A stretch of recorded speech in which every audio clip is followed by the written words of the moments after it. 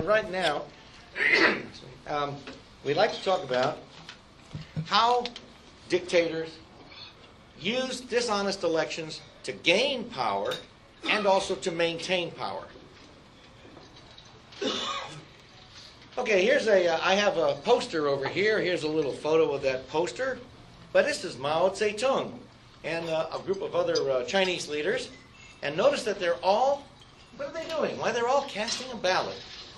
That's funny. I thought he ruled China with an iron fist. Why does he need to cast a ballot?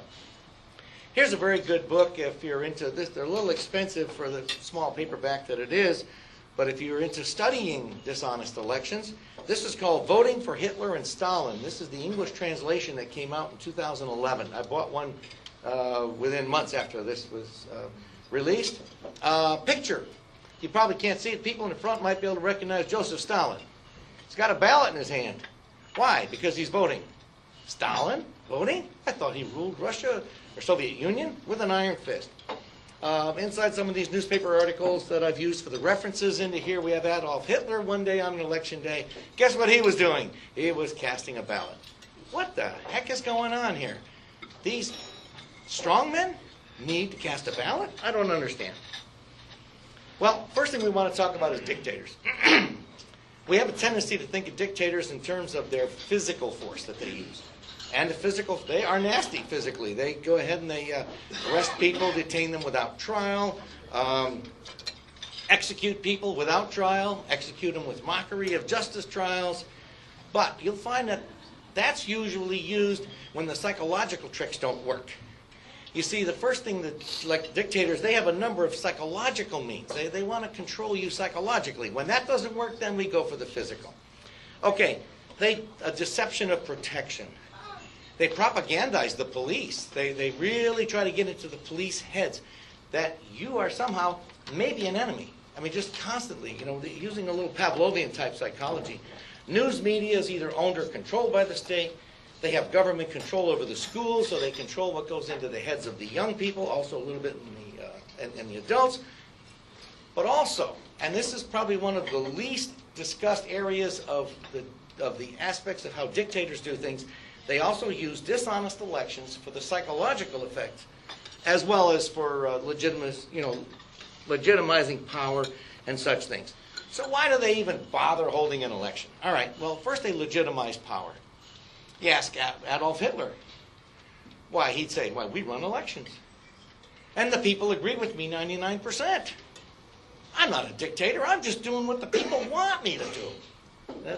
That's his legitimacy statement. We might find a few criticisms of that within the next half hour.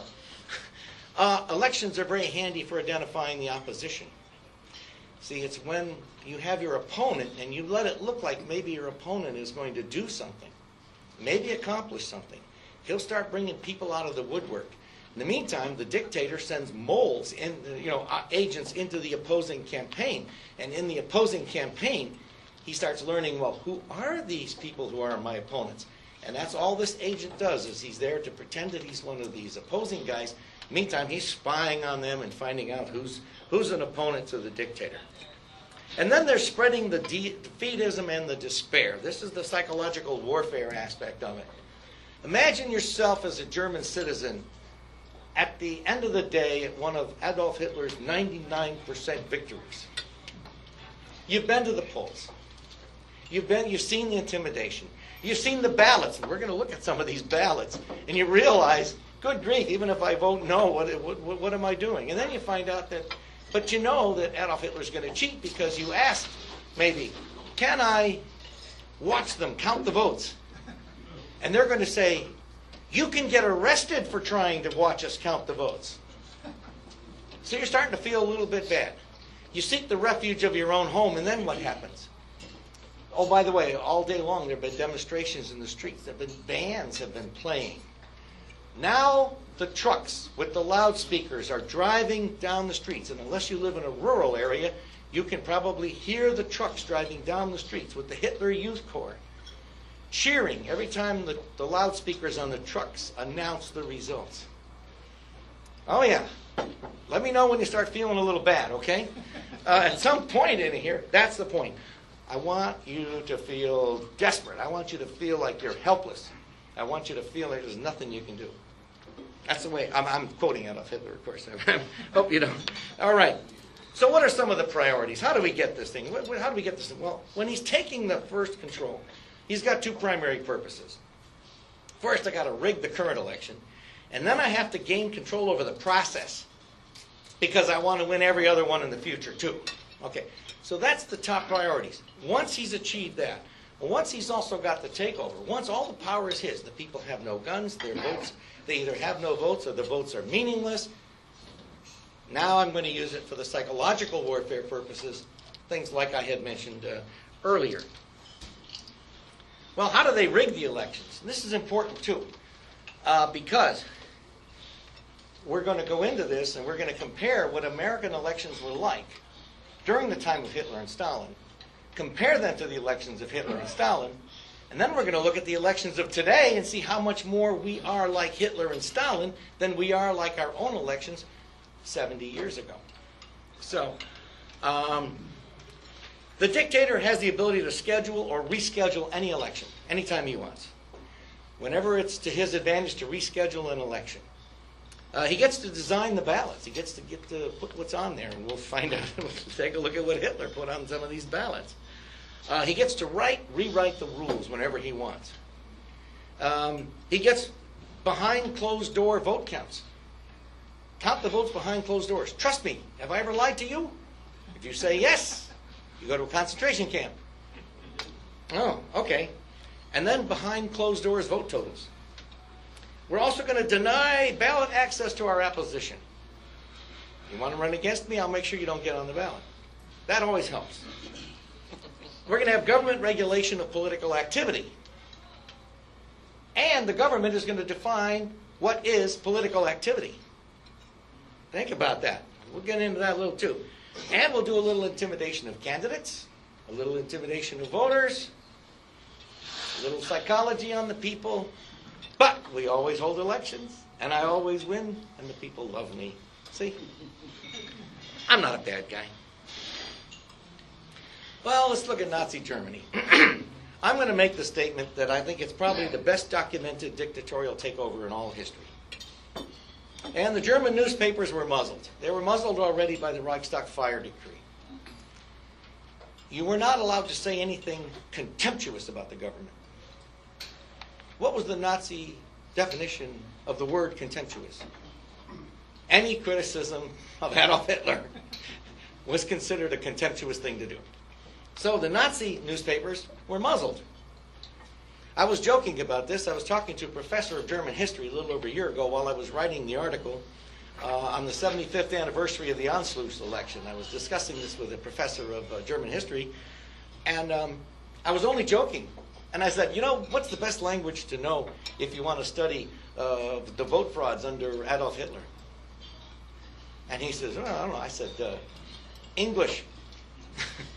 And the reason is because the American, we have lots of Americans who were of German descent. Not just here in Wisconsin. Also in the Northeast, even in Texas, other places like that. And many of our reporters that we sent to Germany to be the reporters for our newspapers spoke German fluently. So they understood what was going on. They had a market for the news. They said, go ahead and print it. And one of the things that we will be discussing today is how the American newspapers were printing doubts about some of these election results the very next day. And we'll be talking about that here too. Well, let's take a look at the Nazi elections. Well, Adolf Hitler started like an amateur here. This was on March the 5th of 1933, the Reichstag election. He got 44, the Nazi Party got 44% of the vote. Okay. This actually is a ballot that was used in that election. They got 44%, but as you see, right after that, they jumped right up into the 90s. Right after that. Why, there must have been something lovable about Adolf Hitler. Or maybe there was something about the way he ran his elections. I'm not sure. Let's see. So, Let's talk about the ballot design. What happens when you let Adolf Hitler design the ballots for your election? What happens? Well, we can find out. Fortunately, I've actually purchased a number of them. They're all collector's items, and I'm going to share them with you. See this one on March the 5th, 1933? There are 27 circles, 27 blocks. They're all the same size. This is actually a fair ballot. Now, there's a democracy element in the in this parliamentary kind of government, and as members of the John Birch Society, and in case you're not a member, ask a Bircher here. This is a republic, not a democracy. Let's keep it that way. But in any case, back to the ballot. That's a pretty fair ballot. That's why they got 44%. But that's okay. We're going to let Hitler keep doing this, all right? November the 12th, 1933. We're going to have a vote about, we're only going to vote about the topic, all right, to leave the League of Nations. Well, you know, that's not really all bad. It's sort of like get us out of the UN, really, when you think about it. Here's the ballot. And you can see it pretty well from there. You get about 7 or 8 paragraphs of Adolf Hitler telling you why you should vote yes. That's ja, as opposed to nein, which means no. Ja oder nein. Okay. You got about 7 or 8 paragraphs of telling you why you ought to vote yes. And then, as this ballot was marked, yes. Okay. Well, let's see. What else happened that day? Same day they had another election. They held 2 elections on the same day. This is your chance to vote for Adolf Hitler to be the chancellor. And let's see, who else is there? Frick is there. Hess, Goering, Goebbels. Oh, yeah. Now, Wagner and Wahl are a couple local candidates. This is the real thing. This is on the ballot. What happened to those other 26 circles? What happened to the and squares associated with them? Well, that's what happens, you know, when you let Adolf Hitler be in charge of running your elections. Notice also that you can't even do a write-in ballot. You can't even do a write-in. So how many votes do you think Hitler got this time? Huh? It depends on how you count them. Oh, darn. In terms of the votes that were counted, he got 100%. In terms of all the ballots, if you look at the spoil ballots, he got 92%, 92.2% is what I have in my calculations.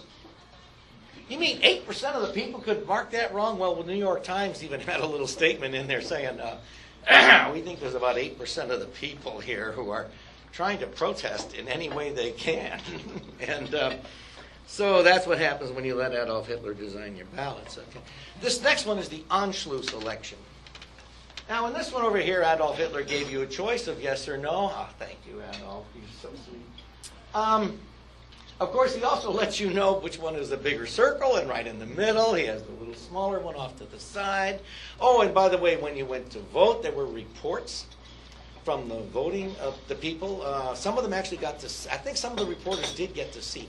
But by this time, already, they were using the behind closed doors, everything, even behind closed doors for the balloting in many cases. It was at the whim of the people who ran the election that day as to whether or not you could even walk in. If you're a voter, you could walk in, but other than that, get out of here. You're not allowed to watch us anymore. But anyway, they'd have a Nazi official sitting there, and there would be 2 privacy booths, one on each side. Okay. Oh, they have wooden sides?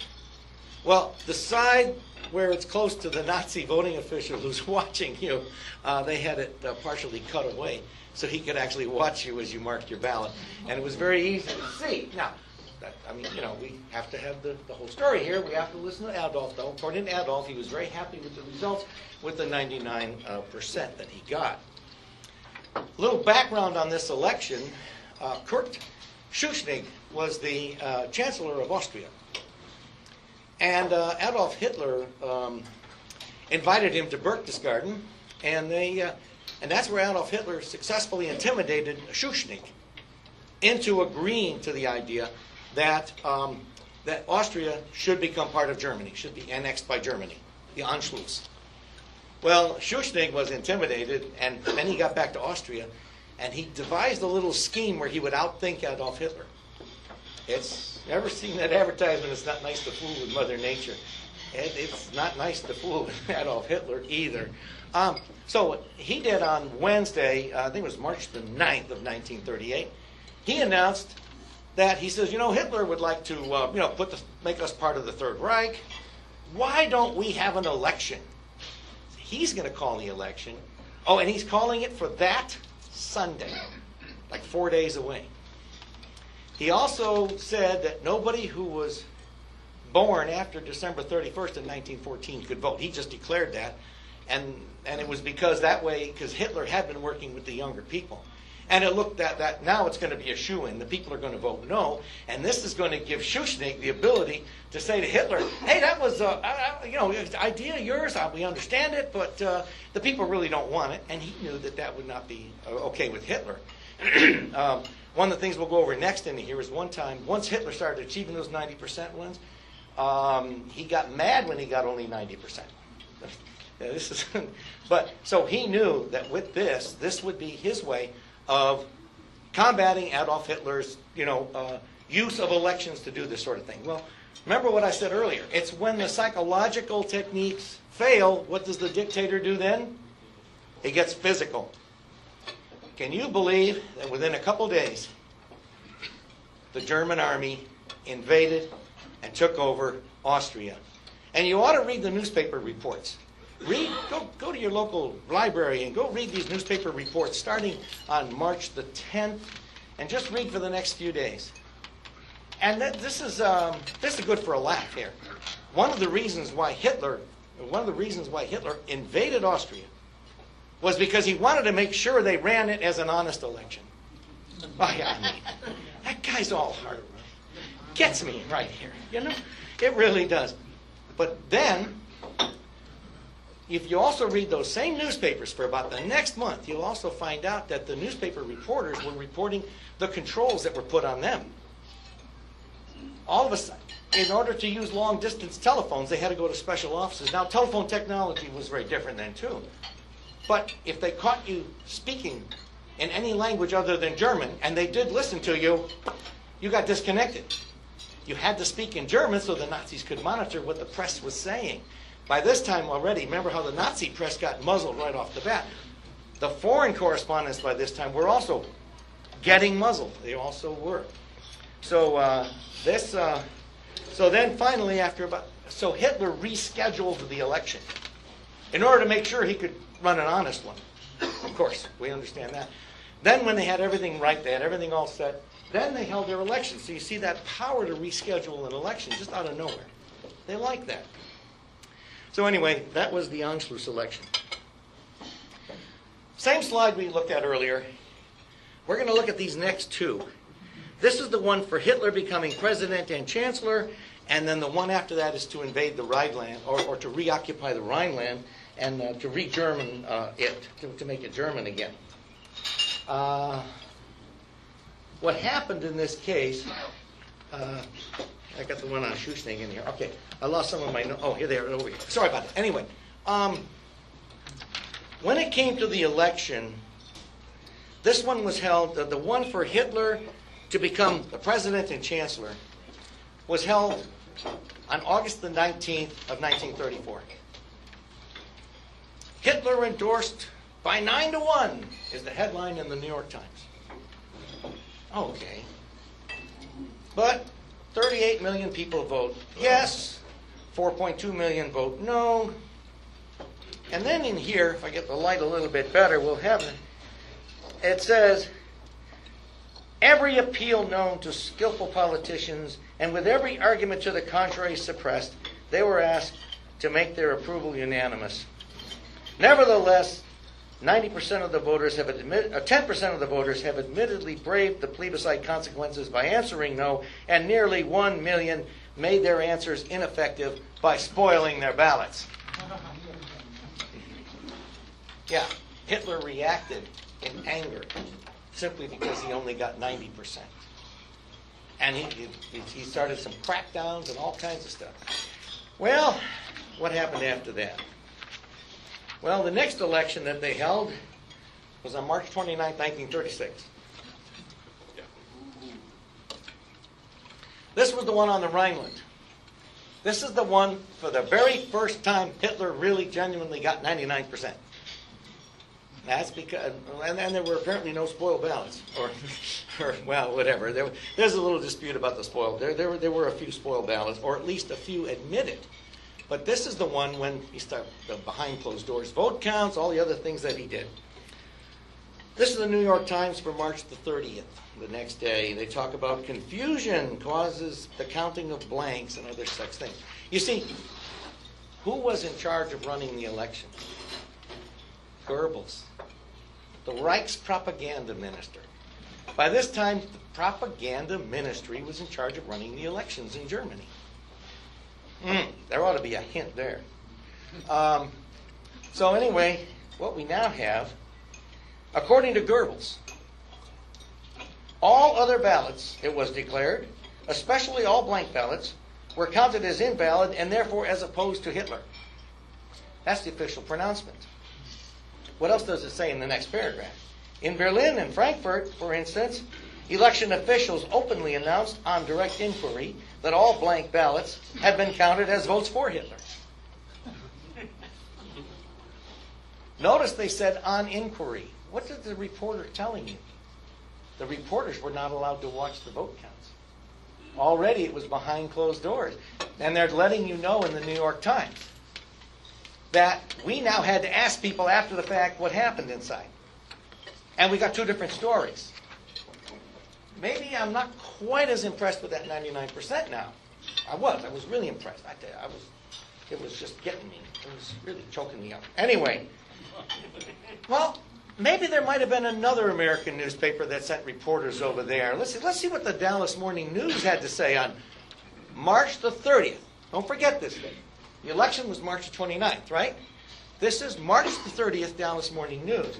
You see, down here around the third paragraph, in this news story, we have a very interesting news article here. It says, in fact, the results were known long before the people even went to the polls. Burglars broke into the Ministry of Propaganda last week and stole the results. Front page, Dallas Morning News, March 30th. Like I said, Professor, maybe the best language to know when studying the frauds of Adolf Hitler's elections is English. At first I was only joking with him, and now I'm saying, well, let's throw it out and talk about it. Okay. Well, there's another guy that likes to run elections too, Joe Stalin. Oh man, there's a good guy. Well, maybe not quite as good. I mean, if you start studying Stalin's elections, they're very, very similar to Hitler's elections. Joseph Stalin has been attributed as having said as a public statement, it doesn't matter how they vote, all that matters is who counts them. That really has never been fully attributed, and in fact, I don't think it ever will be, because I don't think it ever happened. Not as a public statement, as a private statement. Because here's the reality.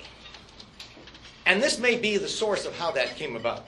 If you let Joseph Stalin specify your election procedures, then it won't matter how they vote. All that will matter is who counts them.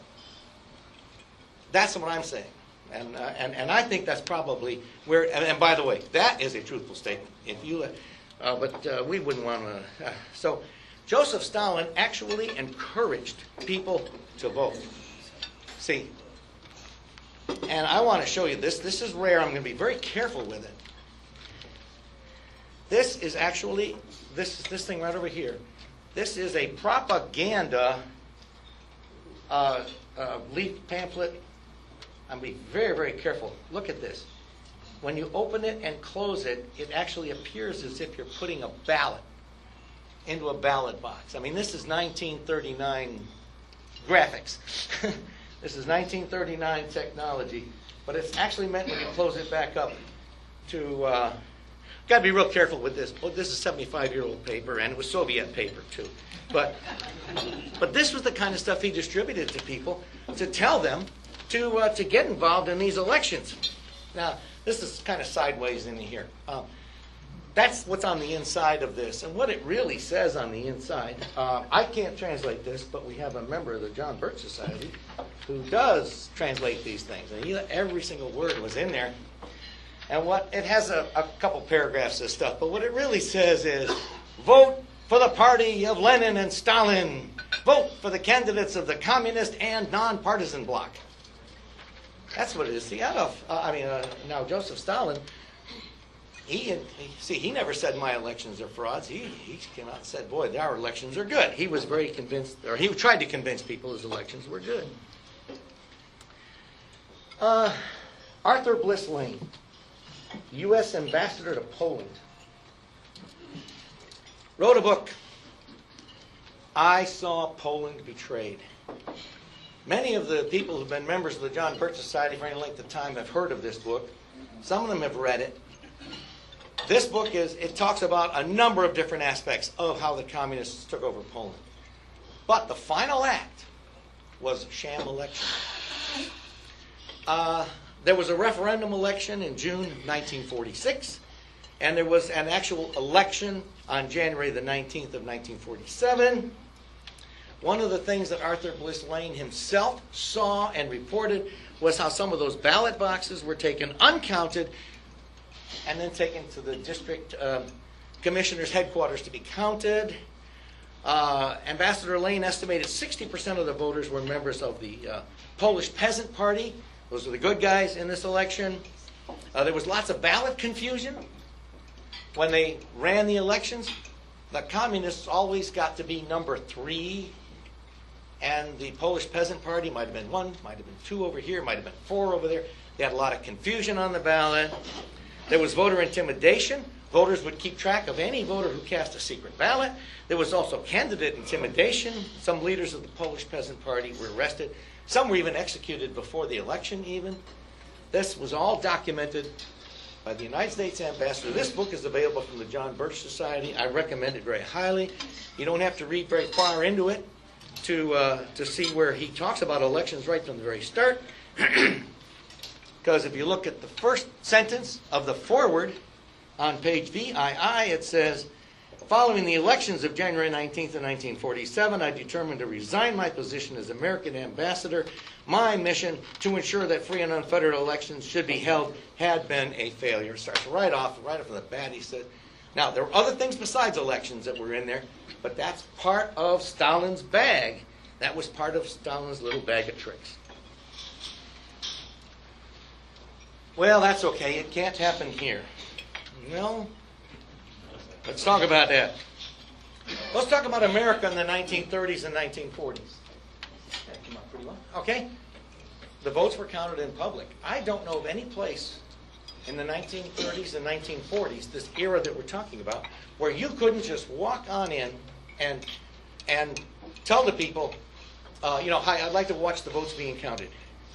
Hitler and Stalin, they went behind closed doors. How about the vote totaling? Well, that was all done in public too. Okay, behind closed doors. The vote counting was ruled by what? Law. Vote counting rules were modified at whim. Now, ballot access was already becoming difficult because the people trying to undermine our country were already working on that since the 1890s. But it was difficult or impossible already, so it was worse. Elections were scheduled by law. The other guys, elections were rescheduled at whim. Well, let's come forward to 2012. How many people here remember the Iowa caucuses? For president, yes. How many people remember that there was a false alarm about 2 weeks before the caucus from supposedly a group called Anonymous? Okay, Huffington Post on December 19th said, well, the GOP encouraged paper ballots instead of a show of hands in order to have a backup. Does that make sense?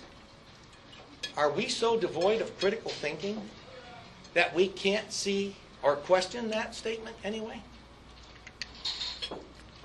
One of the witnesses told me what the code phrase encouraging paper ballots meant. He was an attorney from the Chicago area. He belonged to the Ron Paul Club, full disclosure. He was a Ron Paul advocate.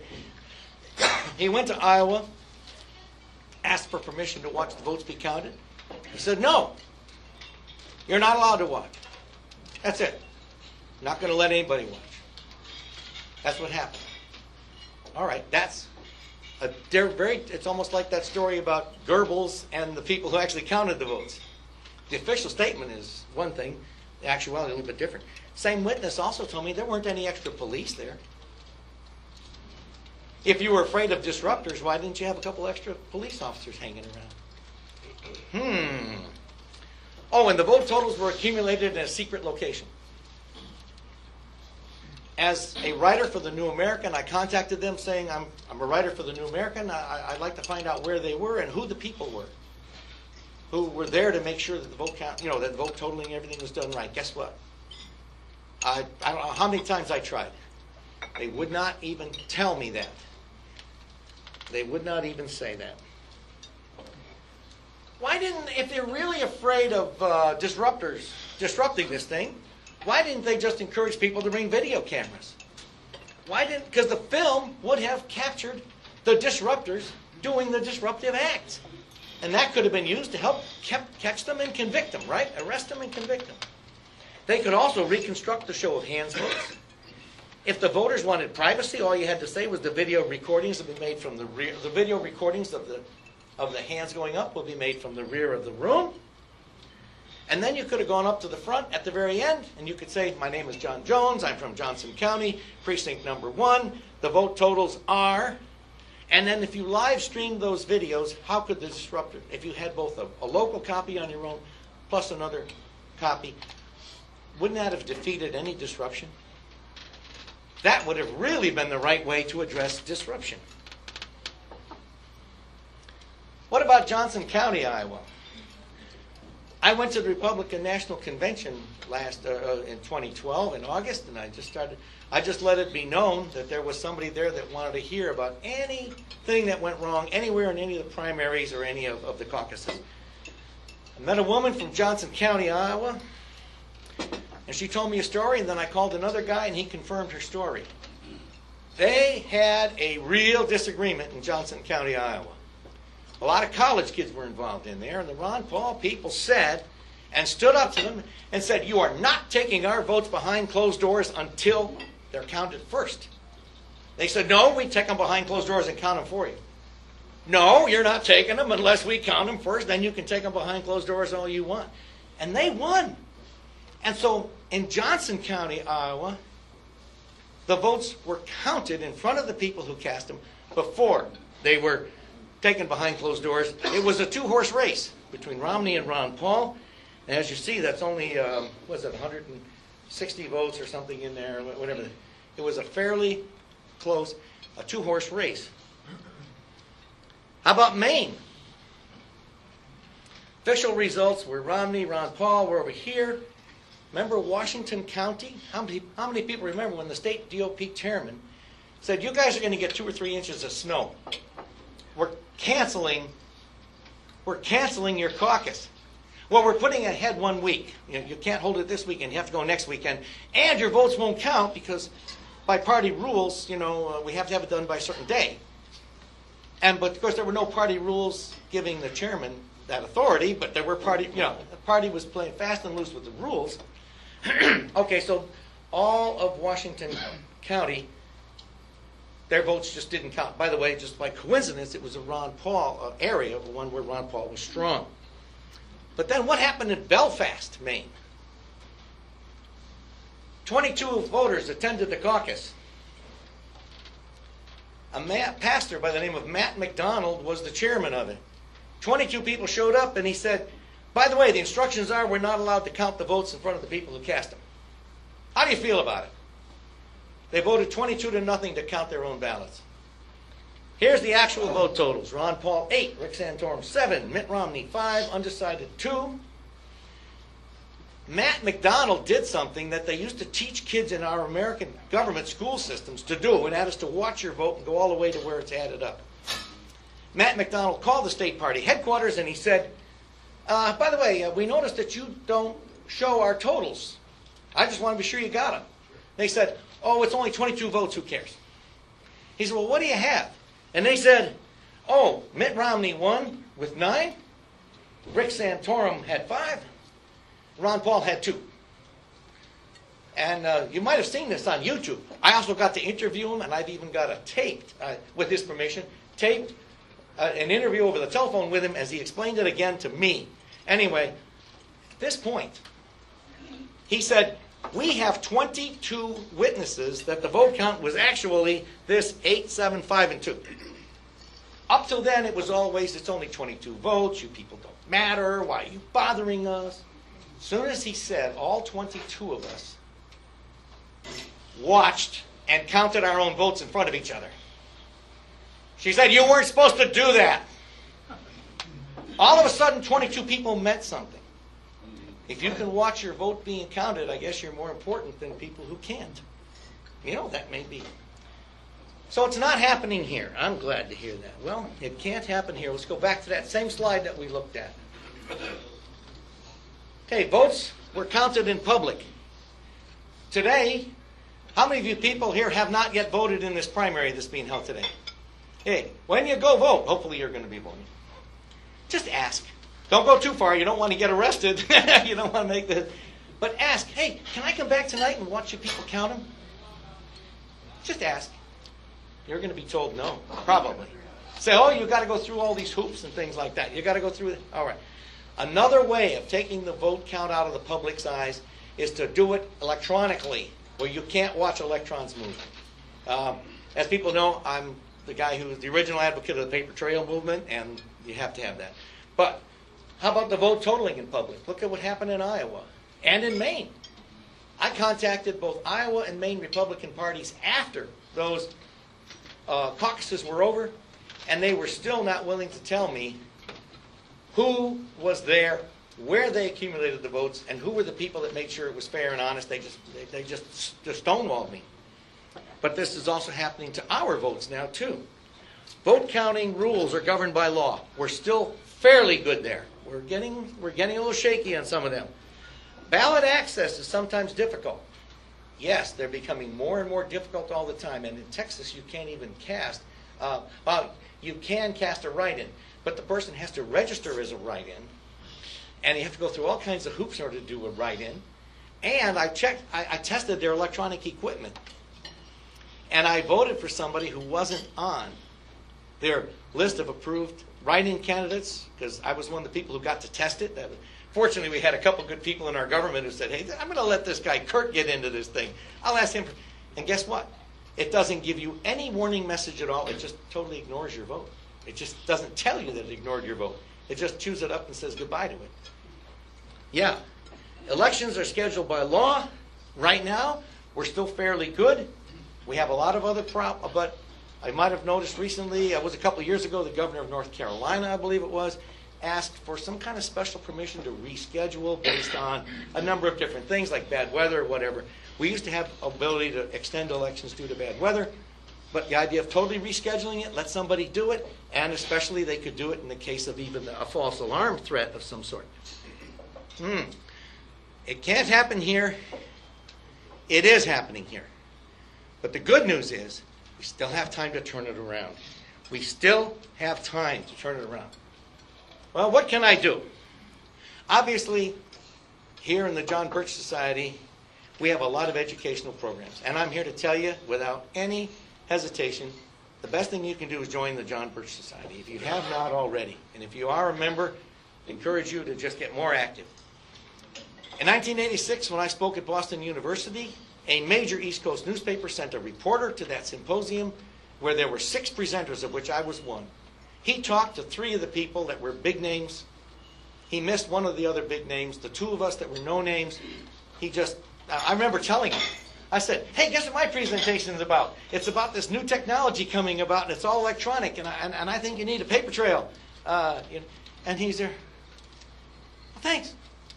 And that was all. Okay, you can't push yourself on him. That Friday, August the 15th, 1986, that was at Boston University. I used to live in New Hampshire. I went by Belmont, Massachusetts, and I went to the office of a guy by the name of Gary Benoit, I think. And I went in and I explained to him, hey, guess what? I just got through with a 2-day symposium. To put you on the spot, Gary, but it's true. I don't know if you remember this day or not. You do. I remember it.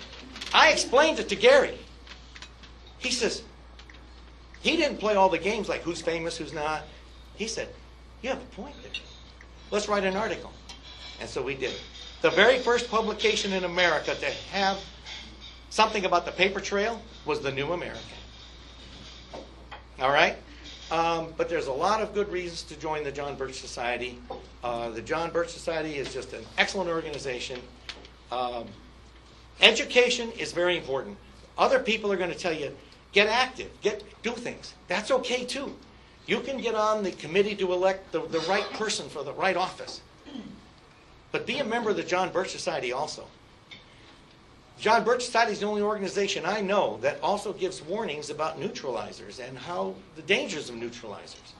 If more people in the pro-life movement were aware of what neutralizers were, they probably would have recognized the neutralizer attack that got those people to start doing that civil disobedience that then got out of hand. They never recovered. Today there's another neutralizer attack going into the Tea Party movement to try to convince people that we should have an Article 10 convention. To try to convince people that an Article 10 convention is not a constitutional convention. But you go to something like the John Birch Society, and you'll see what it's like to have an organization with thorough research to actually, so it's good to belong to a Tea Party group, but also the John Birch Society. It's good to be a pro-lifer, also the John Birch Society. And I think I've gone a little bit over my time. We have just a couple minutes still for questions before 1 o'clock. And if I want to... Article 5. Huh? Article 5. My apologies. I must have been hit by a neutralizer attack. No, you're right. Say that again and I'll edit the video. Okay, it's Article 5. It's the Article 5 convention, not an Article 10. My mistake. You're right. It's absolutely right. And they're trying to convince people that an Article 5 convention is somehow just a convention. If you have a convention under Article 5, it is a constitutional convention, whether you like it or not. Yes, Rosamond. That all the hoopla that Al Gore raised, when he narrowly lost the election a few years back, and all the doubt they cast on the votes and the ballots at that time, I saw that then as part of the left's attempt to undermine and make Americans lose faith in the electoral process. Would you agree with me? Well, certainly there was that. There were other things, too, I'd like to tell you about. There's a man named Bill Salmon who wrote a book called At Any Cost. Now, there were about, I think it was like 900 votes that were somewhat questionable regarding whether they had hanging chads, partially removed chads, some of these other things. Guess what the news media wasn't telling you about? About the activities that there were to suppress the military vote. See, military is typically around 65 to 75% Republican. And if you read Bill Salmon's book, more votes were thrown out because they were military absentee ballots than there were votes that were under question because of the hanging chads. So, yes, you're right about what you said, but why did the news media just ignore one of them in Bill Salmon's book? I think it was 19 hours. They had a tag team of lawyers until the voting officials in Florida just gave up and said, okay, we won't count these ballots, we'll throw them out. Because these guys identified him as military. And that's in Bill Salmon's book, At Any Cost. It's very inexpensive right now. It's down to like $5-6, I think, and you can order it. And so, yes, you're right about that, but hey, look at how much truth how much was taken away to make half-truths, to make it look to a very distorted picture. Yes, sir? Just to follow that up, I think we've all probably read where many of is it the state that's involved or the county clerks, they have to send out the ballots to the military. Mm-hmm. And what I've been reading over the last years, they send them out on purpose late so that they can't get back in time to be counted, in a timely fashion.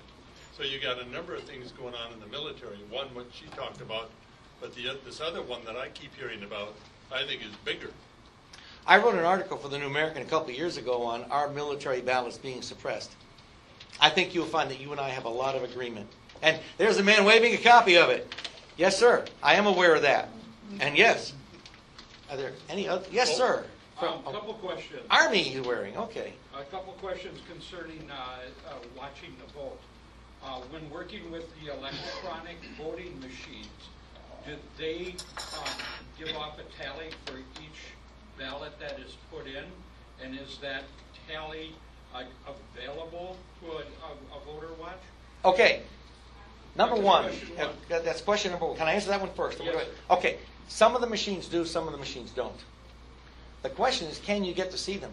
The only reason why I get to see them in Denton County, Texas, is because I'm on the Denton County ballot board. I'm one of 3 Republicans and 3 Democrats who get to review the ballots. But you can't. But what's even more important is all I get to see is the electronic version of it. If it has been tampered with, and I'm not saying that I believe they are, or at least not in the Republican county where I am, in the Denton County. But it's still, even then, it could be tampered with before I see it. But the average person can't see it. And that's why you want a paper trail so that you can do an expert. Yes, sir. Next question. Second question. As watching the vote, as a citizen, do I have the right to look at the voter roll where the people come in and sign in? Now, it goes by state. That goes from state to state on that one. How about And- here in Wisconsin? I don't know the laws in Wisconsin for sure, but you can check with people here to ask and see what the law is. Most states, if you get to be, you have to qualify to be an observer to do it, and then some places they make you go through hoops. And last year at True the Vote, and I just gave it to our audiovisual people yesterday, I interviewed a woman from Hamilton County, Ohio, who jumped through all those hoops and got the people to sign so she could be an observer at the elections. And she found both the Republicans and the Democrats undermined her. She played it for us, the phone calls at the True the Vote, the phone calls that were on her tape recorder when she was gone, saying the Republican Party people, this is one of the Republican candidates who signed to let her, be a poll watcher, said, they've told me that if I don't revote my signature, they are going to demand money back that the party gave me. I'm going to have to pay them back with donation money. Unless they revoke that signature, and even the Republicans were undermining the ability of people to do that. Okay, so I would... Okay, question number 3. Well, there's some other questions too. As a vote watcher, do I have the ability to stand in the voting place and watch as the people come in? I believe you do. We'll check the law. This lady seems to know. Well, if you agree with that, then I have a big problem in the city of Neenah. Because I was at Shattuck today to cast my vote, right across from my house. And I walked in and I asked if I could see a tally of the electronic vote. I was told absolutely not.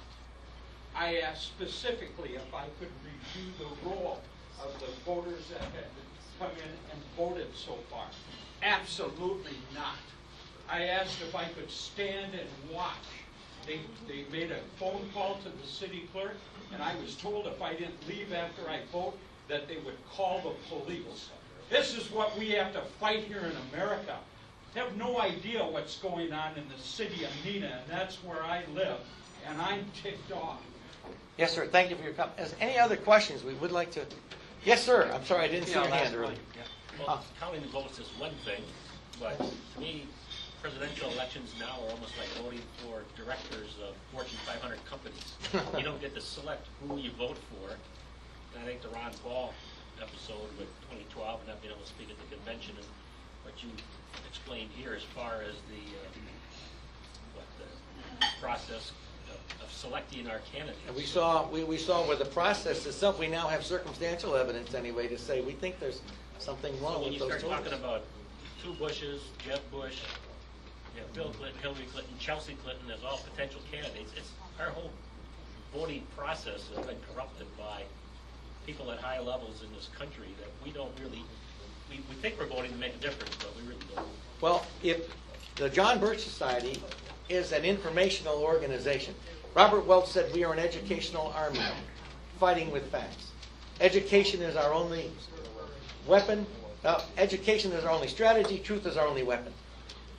What we need is if more people in the John Birch Society will spread the word on things, it won't be just the liberal news media that establishes what is talked about But all in the media news. is corrupt.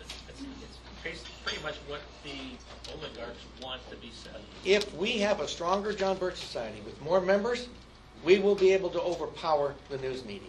We can't right now because we don't have their members. But the John Birch Society has the strategies. The John Birch Society knows what to do. And what we need is more pullers at the oars to make it happen. So, Some areas we do. okay. Some areas we do. I mean, members of the John Birch Society influence 10 people, who in turn influence 10. 500 Birchers in a congressional district, it's over from dog catcher to Congress. Just the way it is. Because of the educational efforts and activities. It's a done deal. Repeat that? Every member of the John Birch Society influences a minimum of 10 people, who in turn influence 10 more.